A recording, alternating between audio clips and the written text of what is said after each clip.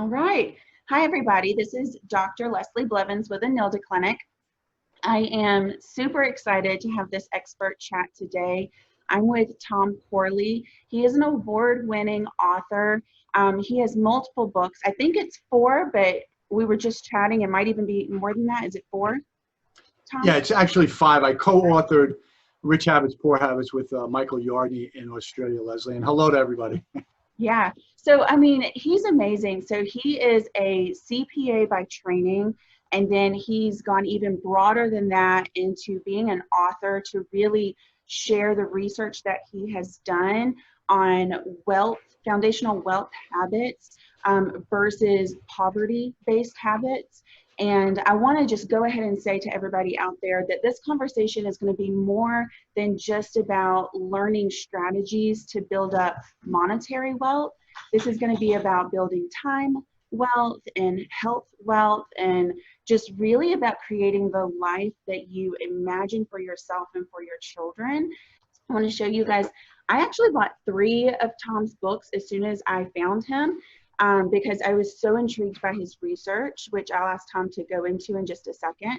And this is his most recent book, Effortless Wealth.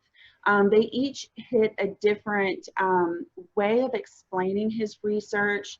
And then this one, Rich Kids, is another really good one for parents out there who might be wanting to figure out a way to teach your kids about building great habits now so that it will support them having a fantastic life later.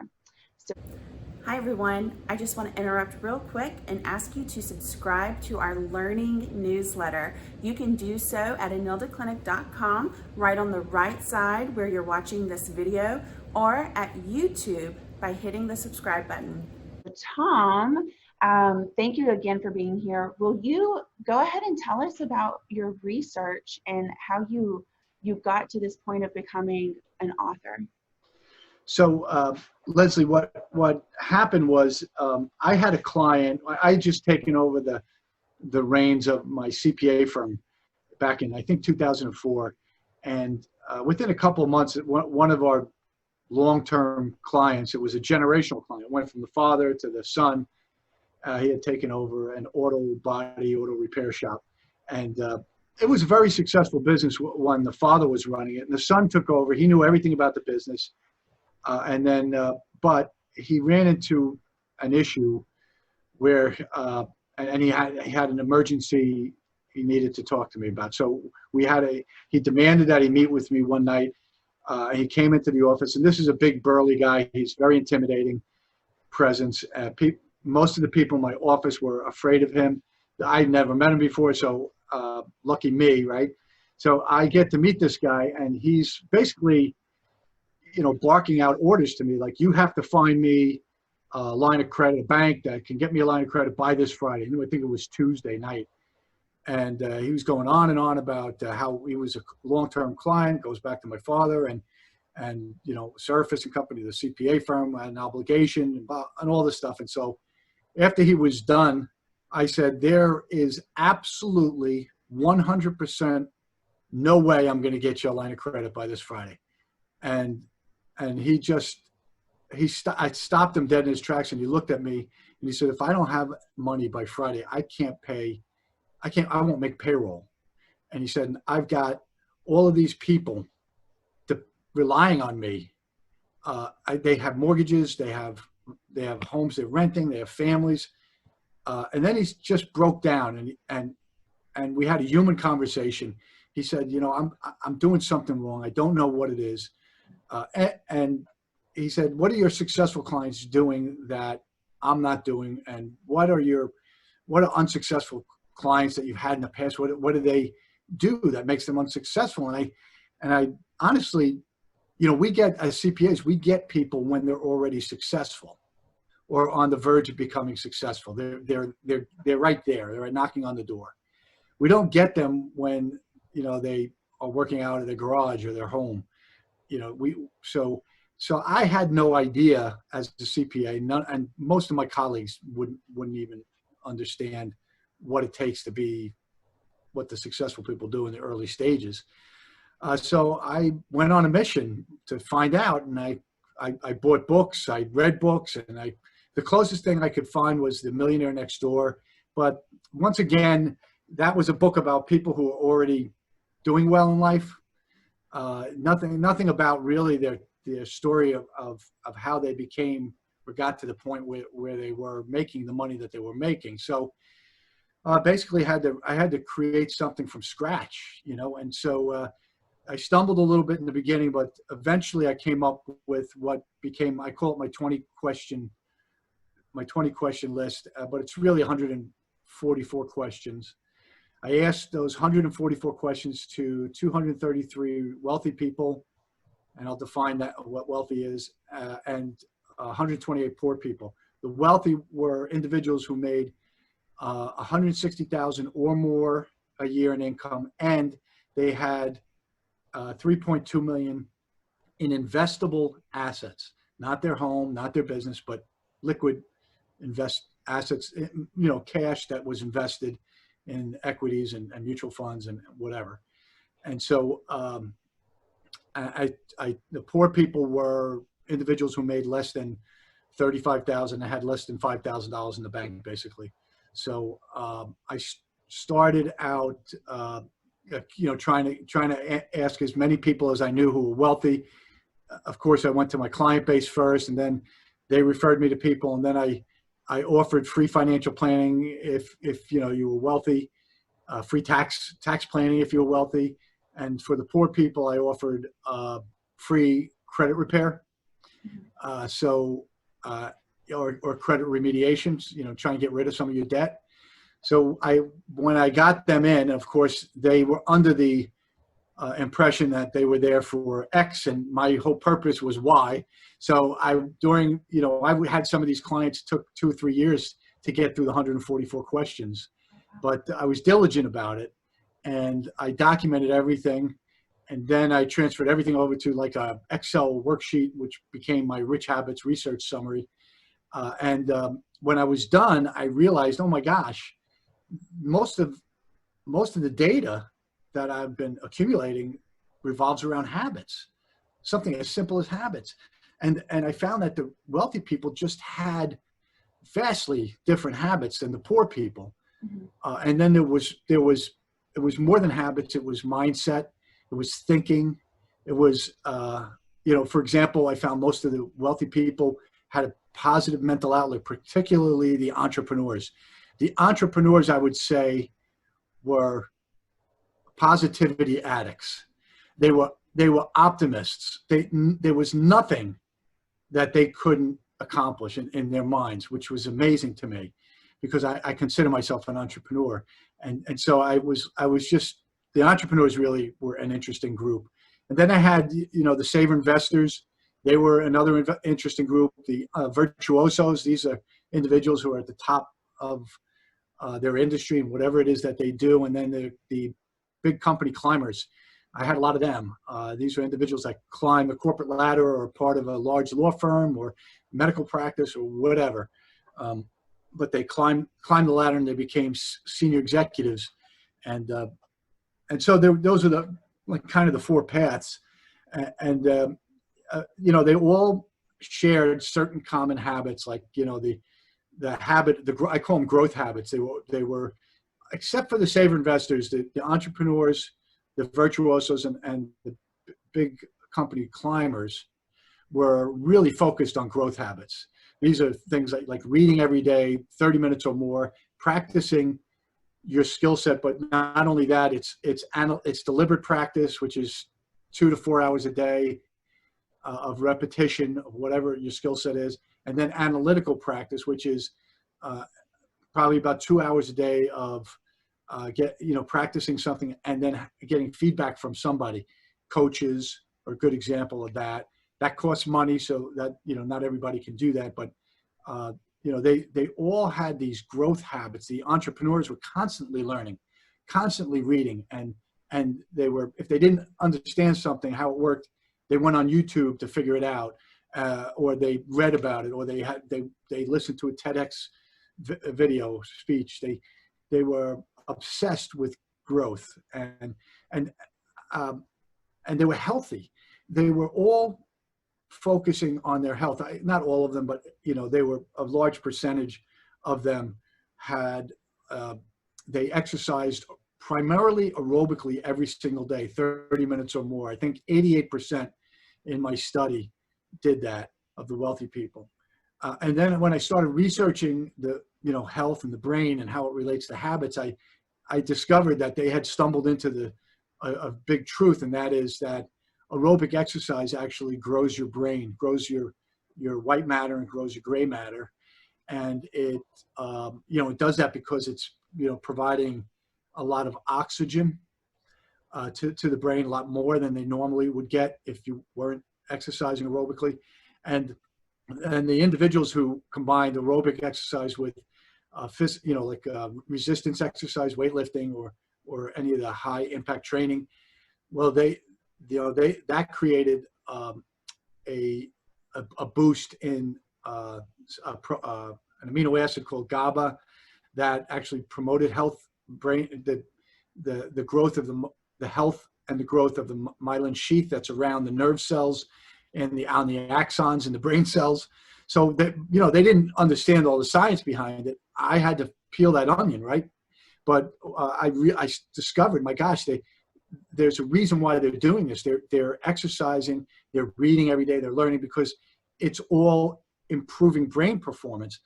And by the way, when you're pursuing something like an entrepreneur pursuing a dream, you need your brain to be working pretty damn optimally, because you're going to face one obstacle, one hurdle after another. And you need that positive mental outlook too, because those with the positive mental outlook, I have research that shows, study after study, that individuals with a positive mental outlook are using all of their brain, whereas individuals with a negative mental outlook, their amygdala is overactive and their prefrontal cortex is underactive. So your prefrontal cortex is your CEO, it's your command and control center. It's where it gives you the ability to see opportunities and solutions to problems. So when you're in a negative mindset, you're unable to see those solutions or those opportunities, and you're not going to be successful. It's just the way it is. I don't know anybody who has got a negative mental outlook who is really successful, other than the saver investors in my study, because the interesting thing, and that's why I wrote Effortless Wealth, I called it Effortless, because the saver investors, you don't need any incredible knowledge, any unique knowledge, any unique skills. You don't need degrees and advanced degrees, formal education even. All you need to do is save 20% of your income and invest it consistently and prudently. So it's effortless in the sense that you don't have to do all the things that the virtuosos, the big company climbers, and the entrepreneurs have to do in order to become successful. I think that your audio just cut out. Still cut out.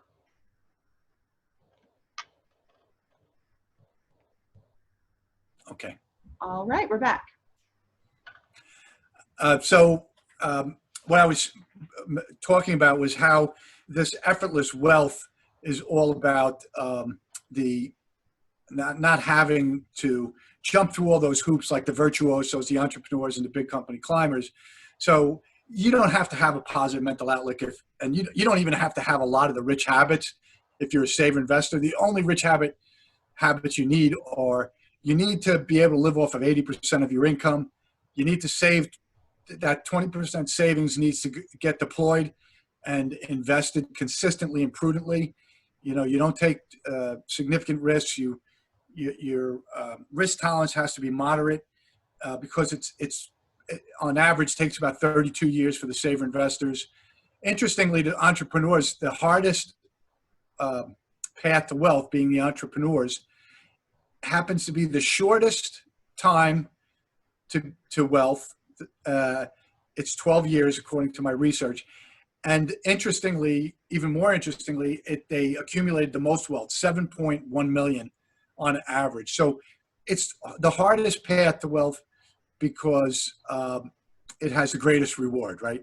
And so the saver investors, while you're not going to have that enormous pot of gold at the end of the rainbow, you're still going to be wealthy if you do it consistently. And that's kind of why I wrote Effortless Wealth, is I wanted to give the average person, the person that doesn't make, more than $100,000 a year ever, and maybe has dual income with their spouse and they just are never going to make a lot of money. I wanted to give them the sense that you still have a shot at building wealth. The problem with the saver investor path is that if you start too late, you have, for every 10 years, if you delay from the time, let's say you're 22, if you delay 10 years and now it's 32, well, now you're going to have to work until you're close to 70. So it adds more years on at the end.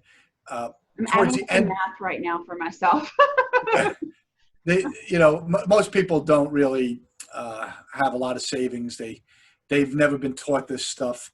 They don't know that it's at every stage of your life, you've got to do certain things, which is what, I explain in Effortless Wealth, what to do at each stage. There's the married engagement stage, the marriage stage.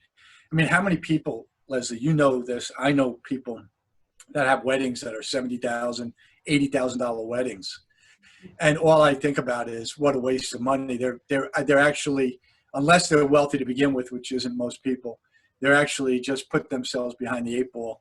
The smart thing to do is to have an inexpensive wedding, and then live your life that way. So that wedding phase stage, and then when you first rent a home, make that affordable, so that you can save 20%. And then when you buy a home, then you have to still stick to the 20%. And then when you start having kids, you have to make these adjustments in your life. And so people out there might be saying, well, that's all sounds great, but when you have kids, you can have no control over making more money. Well, I did.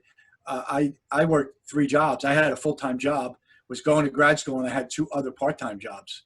So I didn't see a lot of my wife during those 4 years, but we were able to stick to saving money.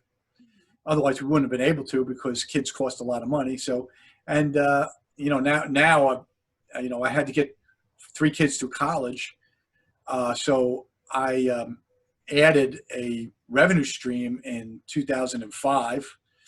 That was one of the first things I noticed in my research, is that a lot of the self-made millionaires had 3 or more streams of income. 65% of them did. They had 3 or more streams. And I said, wow, that must be a reason for that. So I added financial planning, and then I added the author business, and then I added the speaker business. And so I've got like these 4 streams of income. And then if you look at each book as a stream of income, well, I have 5 books. So I have all these streams of income. And you might say, well, the book business is one business, but it really isn't, because some publishers in Poland want Rich Habits. Some publishers in the United Arab Emirates, they want Effortless Wealth, and China wants this book, and India. So there are multiple streams of income in a real sense, because different countries want different things. And so I get revenue coming at all different times of the year. I mean, I just got 3 more books published in different countries, and that's going to be, another $25,000 just out of thin air.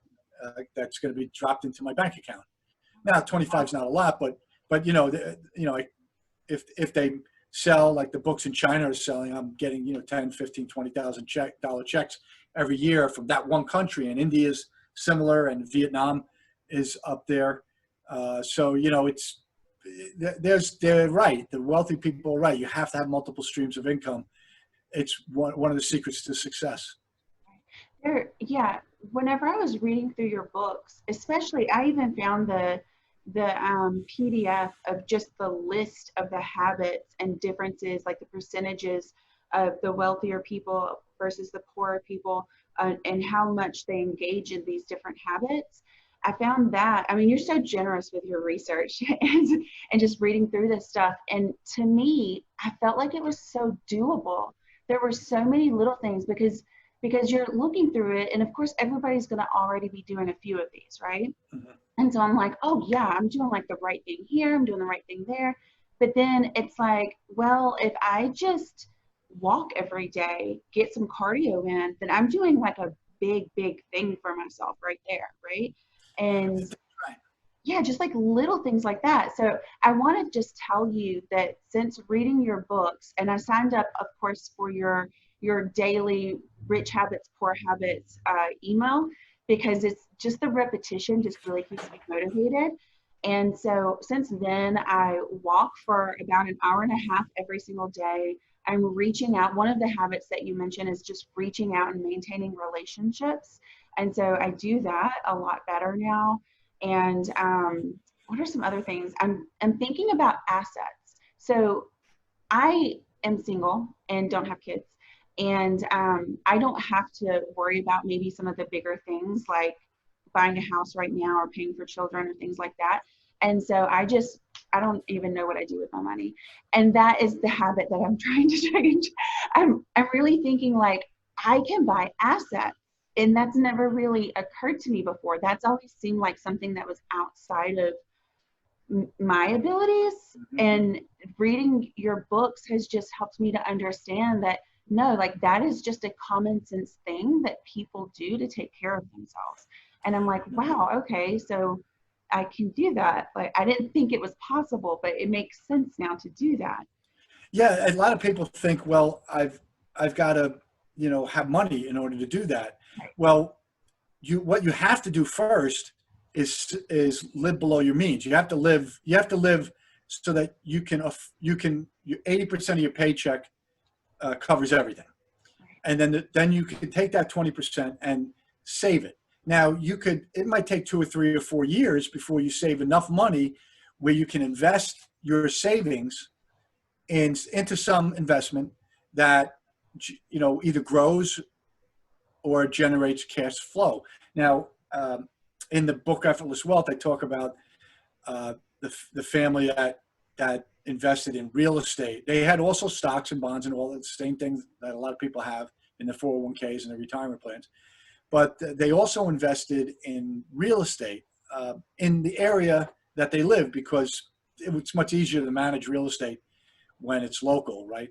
Uh, because when you're renting something out, even if you're renting down at a beach or a ski place where people ski, and if you're living in that area, it's much easier to manage um, the properties. Some things always go wrong, and you need to make yourself available to get them fixed right away, or you're going to have to pay somebody to do that, which is fine, but that means less cash flow to you. So it's kind of you have to save first, and then the world is your oyster, because once you start investing your savings and that those investments start to grow, or they generate cash flow, now you can do more things. I have certain individuals in my study. They started out with one rental property, then they went to two, and now they have four. And now, I have one that went from nothing to $40 million in assets. And sure, they have 15 million in debt that they have to manage, but they still have 25 million net worth. And the cash flow from the properties is about $1 million a year, depending on the year. It can go up or down, but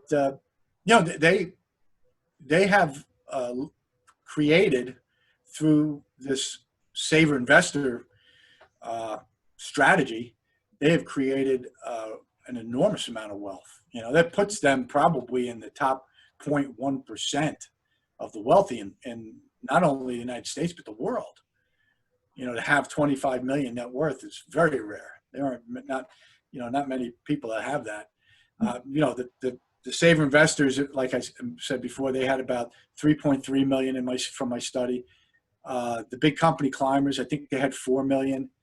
The virtuosos, that I think they were in the mid 3 million range, and the entrepreneurs were at 7.1 or 7.4, somewhere in that neighborhood. So, when you look at it in terms of context, and then I'm talking about one of them that has this 40 million with 15 million in debt, it's a rare thing, but they started with nothing, and they were able to, over time, took many years, but they're very wealthy now.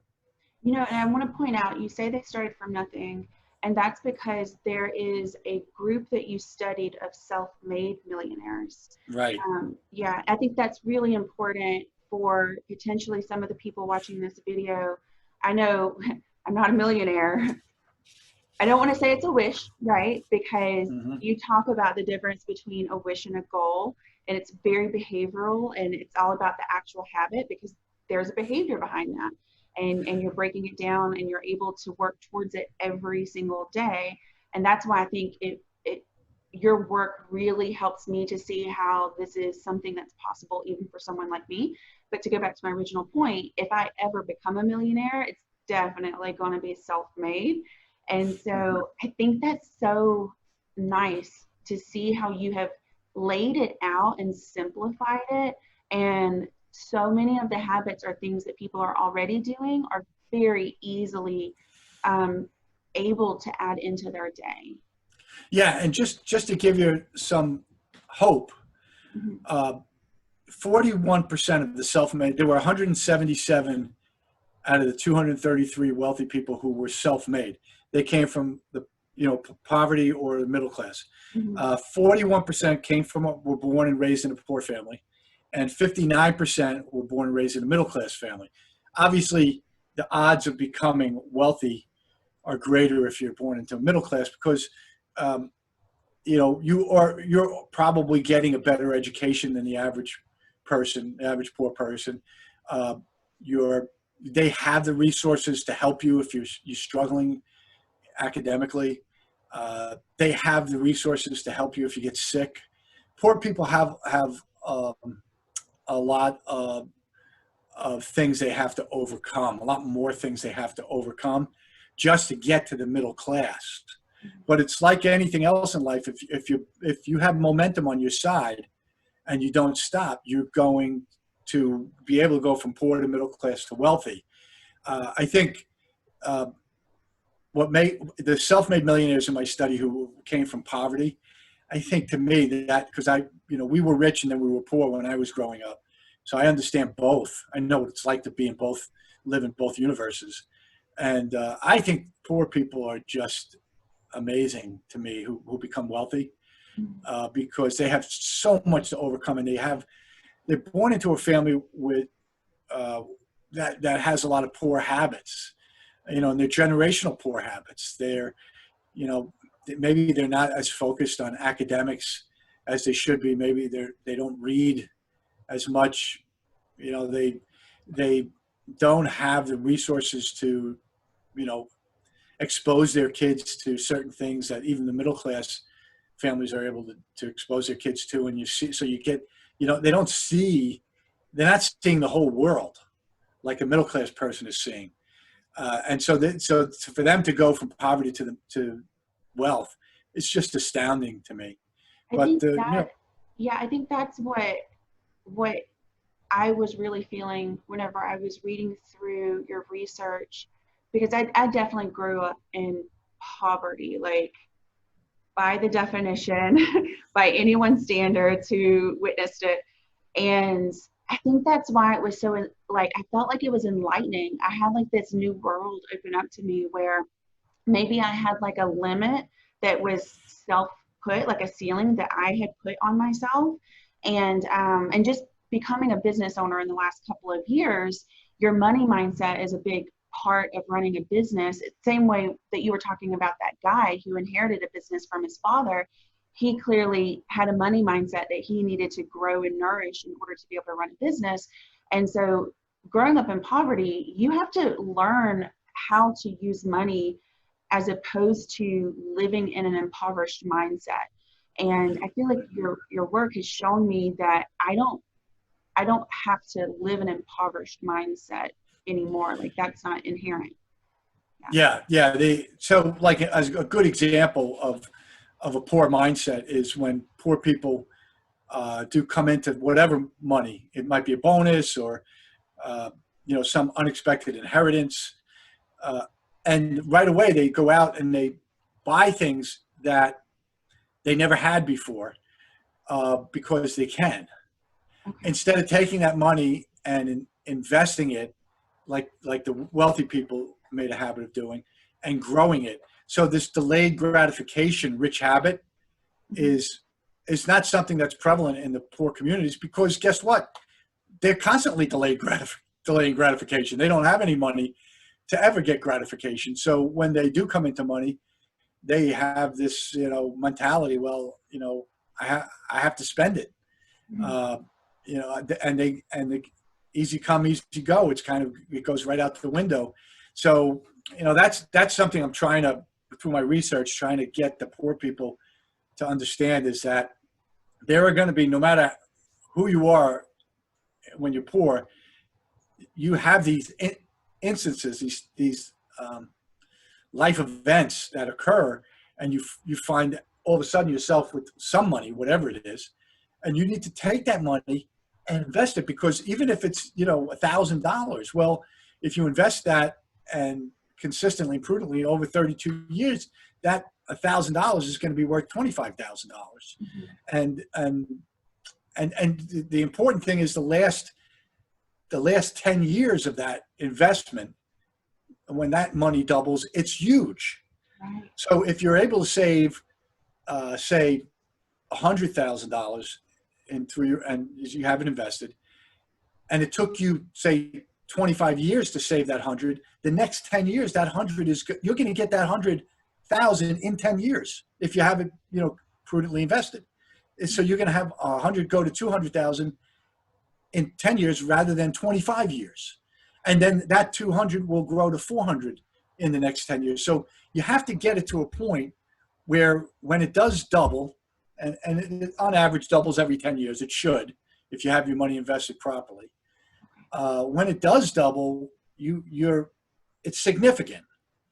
And so, yeah, it's going to take time. It's going to, it's delayed gratification, and you don't have to, live the life of a monk, but you do have to live an aesthetic lifestyle, a minimalist lifestyle, and you have to go on vacations that are very affordable and within your budget, and you can't be going out to restaurants,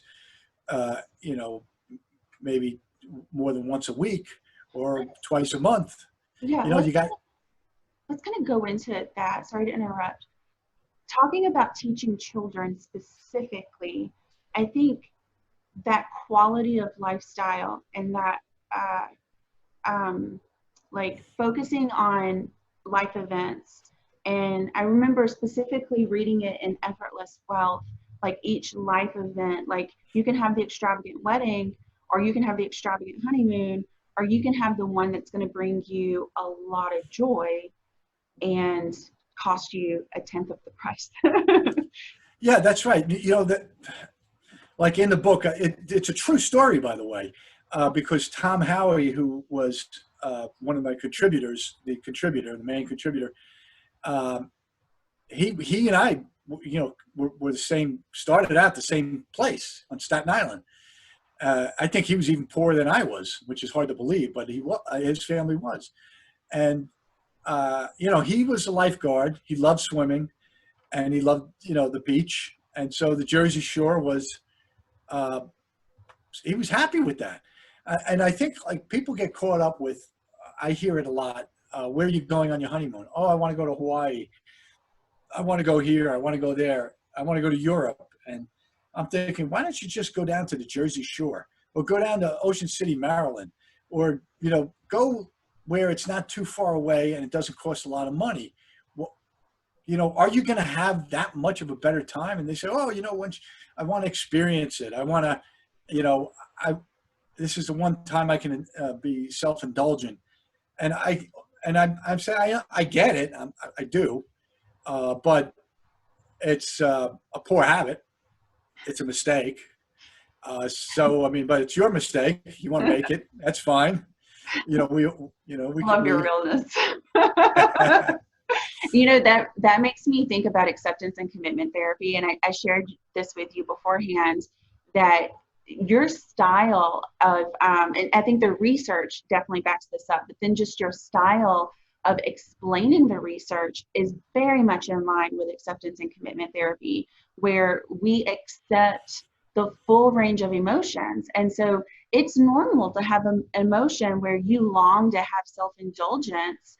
You can accept that even just kind of denying yourself that self-indulgence, and you can commit to having wealth in your life, and you can commit to doing rich habits, and then you can live towards that value of taking care of yourself, taking care of your family.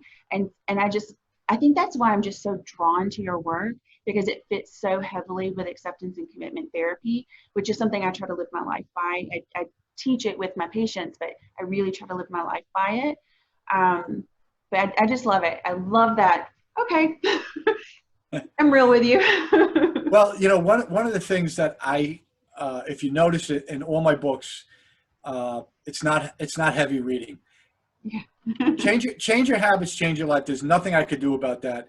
The science around the brain science is just, there's no way getting it down to the 6th grade reading level. It's impossible. But my goal has always been, because I am a teacher. That should have been that's my calling in life. I should have been a teacher. And I realized that only in my 40s. And then I started teaching grad school, here in New Jersey, and I loved it. And my brother Jack, he's an entrepreneur, and he has a full-time business that he runs. He's been teaching for 20 years as an adjunct professor. It runs, I guess, in our DNA.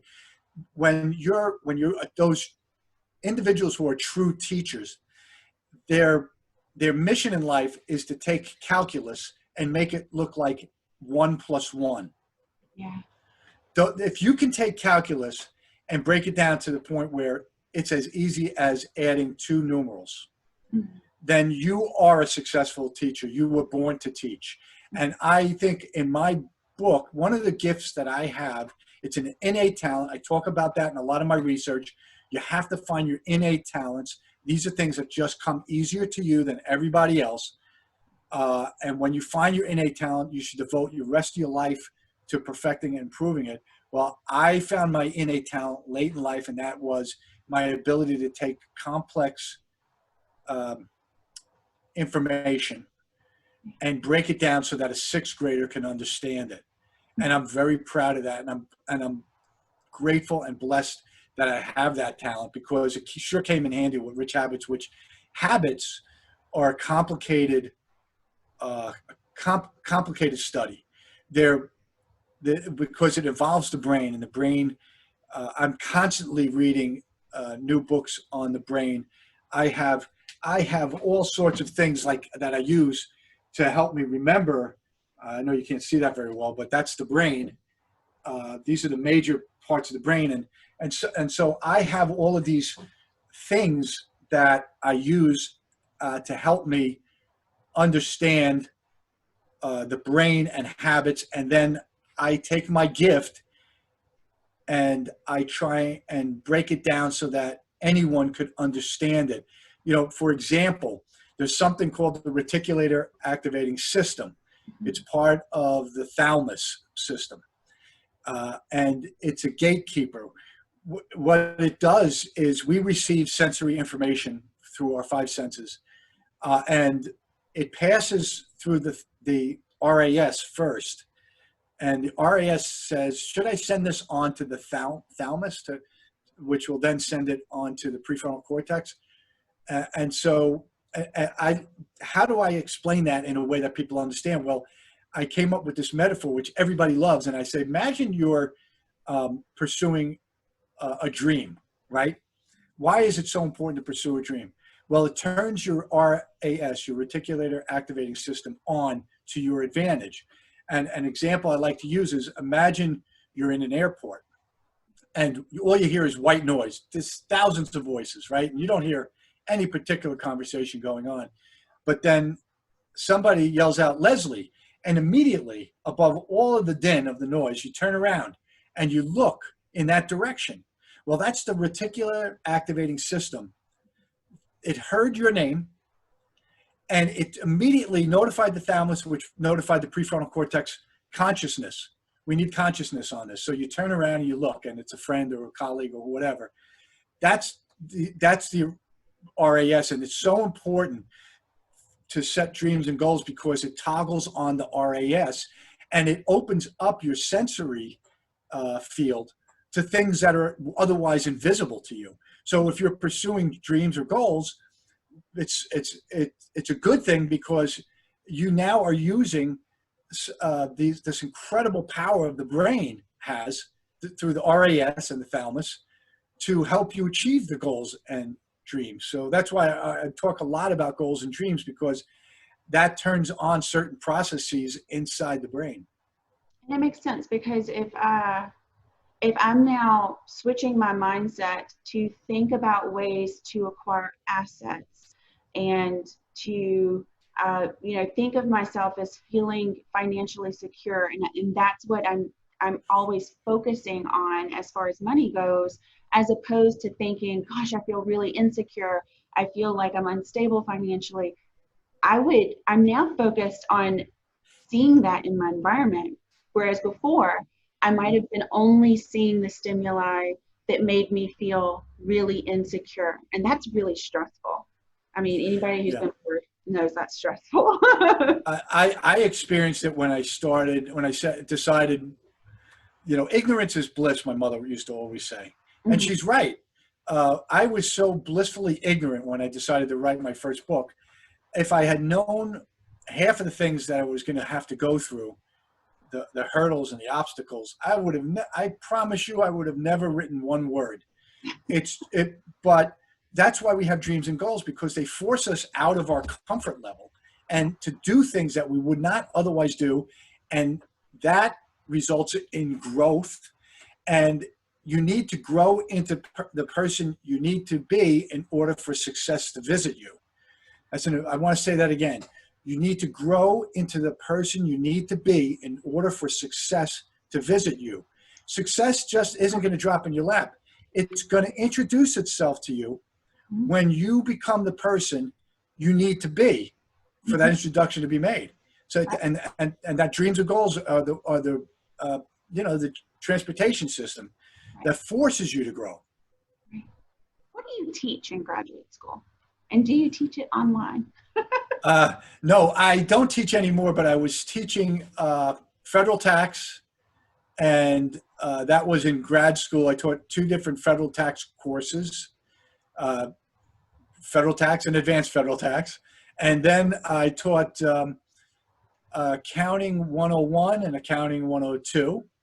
That was harder than the tax course, because people that don't understand anything about accounting, to teach them what a debit and a credit is when the light bulb goes off on there and you see it, it's like you hit the lottery as a teacher. I had that experience. I remember one class, they were struggling with accounting, and there were 3 students in the class that just weren't getting it. So I said, let's stay after class 1 hour every night, and let me try and brainstorm my way through this with you. And I remember on like the 4th night, one of the students, I could see the light bulb go off, and then the other students, they saw it too. They eventually saw it, and I remember thinking, this is my purpose in life. I should be teaching. And that when I started writing The Rich Habits, it was like the teacher inside of me, my innate talent, just exploded out of the gates, like Secretariat or a Thoroughbred. And I haven't looked back since. And I'm I do, and speaking engagements, I do, not this year, COVID-19, nobody's doing speaking engagements, but I do a lot of speaking engagements, and I travel all over the world. And And when I get up in front of an audience and I'm sharing this information, I feel like I could just hear like the angels singing, because this is what I was supposed to do. It's a great feeling when you stumble onto an innate talent, something that was your purpose in life. So that's why you got to explore dreams and goals. You may not stumble on your innate talent at first, but through experimentation, eventually you will. And you mentioned in your research too that the group of wealthy people by far feel like they're pursuing their passion in their work, and they are much happier in their work than the group of poor people. And yeah, that's right. Yes, and then I have studies, independent studies about they're depressing. How one study will say 82% of people are disengaged from their job, meaning that they're just doing the bare minimum. And another study says 66% hate their job. And so you read these things and you say, my God, no wonder nobody's becoming rich, because they're not doing what they're supposed to be doing. Mm-hmm. And they're doing a job that they don't like because some influencer gave them bad advice. Mm-hmm. And it's unfortunate. My dad, I'll be honest with you, I got that bad advice from my father when I had to matriculate for college. And I said, after my first year, I said to my dad, who had been an accountant, I said, Dad, I'm trying to figure out what my major should be. I'm leaning towards marketing, but I'm also interested in economics. And he goes, become an accountant. You'll never starve. And he's right. I never starved, but I never made any money either. Right. So it was, he gave me bad advice. He gave me advice that resonated with him and with me because we were struggling with poverty at the time. And so I went out and I got my accounting degree. I got my CPA license. I got my master's degree in taxation, all because I didn't want to starve. Well, and I think it goes, that one piece of information goes so far beyond just money. I feel like it is about, like, if you're looking at this information as a parent and you're saying, I really want to help my kid to have a really secure future financially, that one thing about helping your kid to find their passion, supporting them in pursuing their passion, that is essential to them, not just being secure financially, but for them experiencing happiness. As a psychologist, the one question I always know the answer to is, what do you most want for your child? Every parent says, I want them to be happy. Yeah. And true happiness resides in doing work that you love, mm-hmm. right? Because you feel free. Mm-hmm. And freedom is the ultimate variable constant in happiness, the sense that you're free. But those who love what they're doing feel like they're free, because like I spoke at the Titan Summit, what Robin Sharma puts on this Titan Summit every year. He wrote The Monk Who Sold His Ferrari and Lead Without a Title, books that sold 10, 15 million. And Robin was listening to Success Magazine, had a CD that they put out with their magazine at the time, and I was profiled in the magazine. And so he was listening to me, and he literally said he pulled his car over. And he was in Toronto driving his car, and he pulled it over just to listen to the CD because I remember, going there and meeting all of these people, these amazing people. And guess who I had to follow as a speaker? Richard Branson. And my knees were shaking until he started speaking. Then they stopped shaking because I realized he wasn't a very good speaker, at least as far as I was concerned.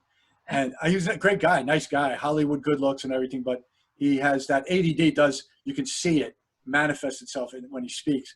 And so afterwards, all the speakers had an opportunity to meet with Richard Branson, and it was like, meeting with God. And so I said, I want to find out I got to find out. I have a question I want to ask him. So I wanted to find out if he actually felt like he was a workaholic, which I've read over and over again that Richard Branson is a workaholic.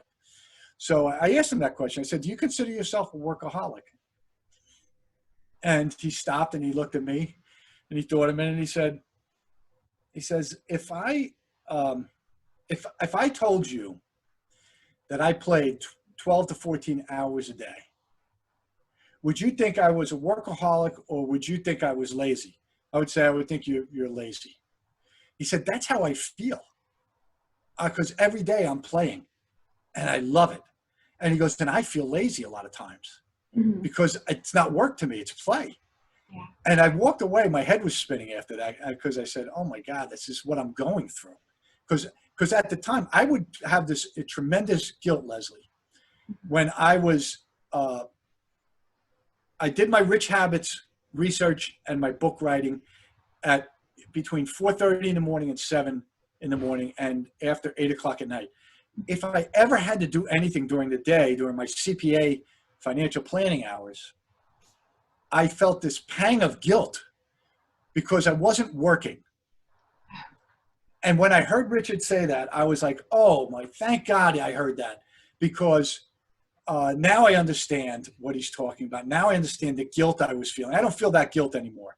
I don't feel guilty when and in fact, now I've incorporated my Rich Habits into my work schedule, my work day. I don't have that guilt anymore. I'm working, but I'm enjoying every minute of it when I'm doing my Rich Habits. Yeah, that's the way I feel now that I own my own practice.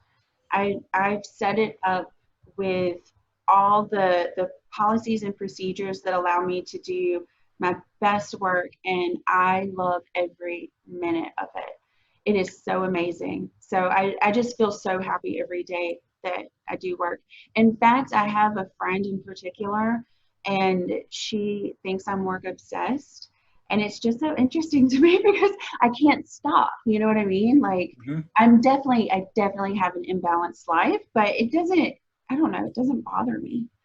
No, because you like what you're doing. Yeah. You have to at least like your job. And if you like your job, if you like or you even love your job, you're going to do more than you have to do because you like it or you love it. Whereas people that don't like their jobs, they do the bare minimum to stay employed. It's just the truth. And that's probably 80% of the population, maybe more. So I think that the fact that you have to get over this idea that when you're doing something you love, you have to get over the idea that it's not work, because it is. I mean, the brain doesn't distinguish, the neurons are firing just as hard whether you like something or you hate it. They're firing just as hard. So it's just, I guess it's, your amygdala, overactive amygdala telling you, hey, you're not working because you're playing. So, think about that Richard Branson story when you find something. And to the parents out there, I want to give you this bit of advice. So you have young kids.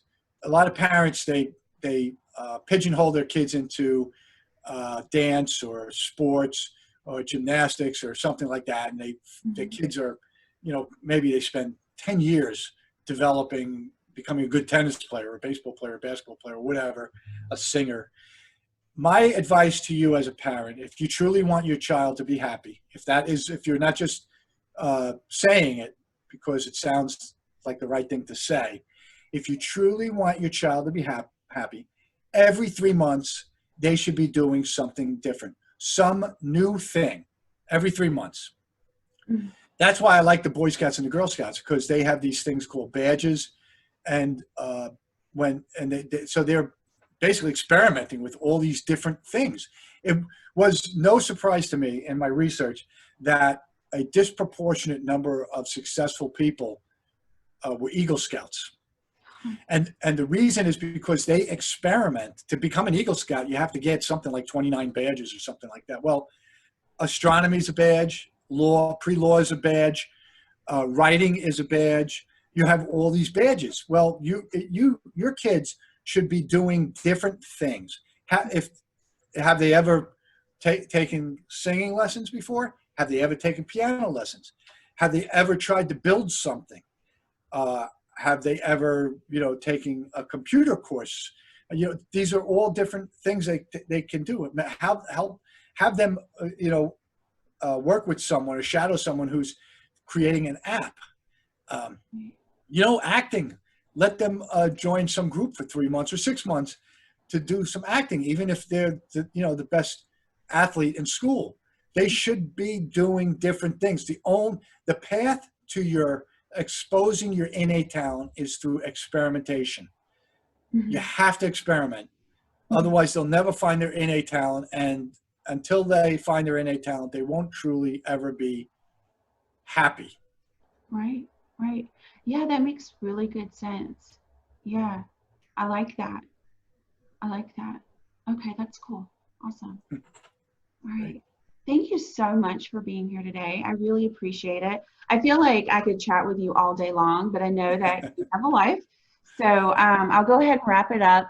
Thank you, everybody, for joining us today. Remember to go to enildaclinic.com and subscribe. You can get these videos in your email. There's one per week. We're doing a lot of expert chats. And then, Tom, where can they find more information about you and sign up for your email list? So richhabits.net is my website, and you can download my research summary for free. And then when you do that, you'll get my daily. I used to call them tip of the morning to you. They're kind of a daily tip, but it's my rich habits, poor habits tips. I cover all sorts of things. It's not all about money. In fact, during this COVID thing, I've been harping on the immune system. Mm-hmm. And anyway, so richhabits.net, and there's also resources on there that you can get. I have some free ebooks. You can get access to all not all, some of the big major media interviews that I've done. Mm-hmm. So that there's just a lot of information at richhabits.net. Yeah, it's really good. I have been on there. I've looked around. I'm on his email list. It's really good tips. I think once a week I go through and I click all of your emails and I read through all of your tips. It's got a lot of brain research. Mm-hmm. So parents out there who are always asking me, how do I support my kid and their executive functioning, things like that. I feel like, Tom, you've got some great stuff on there. So yeah. All right. Thank you. Well, thank you, Leslie. I appreciate it. Yeah. All right.